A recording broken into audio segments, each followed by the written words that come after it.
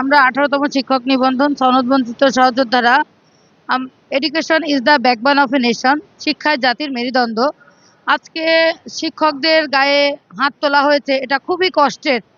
কারণ শিক্ষকরা আমাদের পিতার সমতুল্য। তাদের হাতেই আমাদের হাতে খড়ি।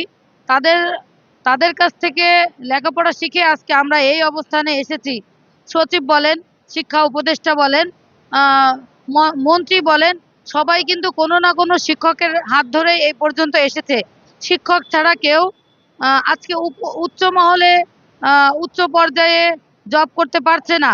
আজকে সেই শিক্ষকদের গায়ে হাত, এটা খুবই লজ্জার। আমরা ধিক্কার জানাই। এবং শিক্ষকরা যে 20% বাড়ি ভাড়া, চিকিৎসা ভাতার জন্য আন্দোলনে নেমেছেন, আমরা মনে করি তাদের আন্দোলনটা যৌক্তিক। কারণ শিক্ষকরা অনেক বেশি বেতন পায় না। এই অল্প বেতন দিয়েই তারা তাদের সন্তানদের লেখাপড়া শেখায়।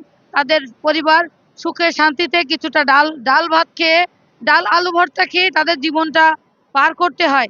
তারা যে অনেক বেশি বেতন পায় তা কিন্তু নয়। আজকে আমরা হচ্ছে এই প্রেস ক্লাবে আমরা তো রিটেন পরীক্ষায় উত্তীর্ণ, বাট কিন্তু হচ্ছে সনদ বঞ্চিত। আমরা 3 মাস আন্দোলন করেছি। আজকে 46তম দিন আমরা প্রেস ক্লাবে অবস্থান করছি। আমরা আমরা তাদের কষ্টটা বুঝি বুঝি বলেই আমরা তাদের কাছে গিয়েছিলাম। এবং আমাদের একটাই উদ্দেশ্য, আমরা তাদের কাছ থেকে দোয়া দোয়া আনতে গেছি। কারণ শিক্ষকদের দোয়া আমাদের জন্য আশীর্বাদ। এই জন্য আমরা বলছি তাদের দাবি যৌক্তিক। আমরা তাদের কাছে দোয়া চাই। এটাই আর কি। সকলকে ধন্যবাদ।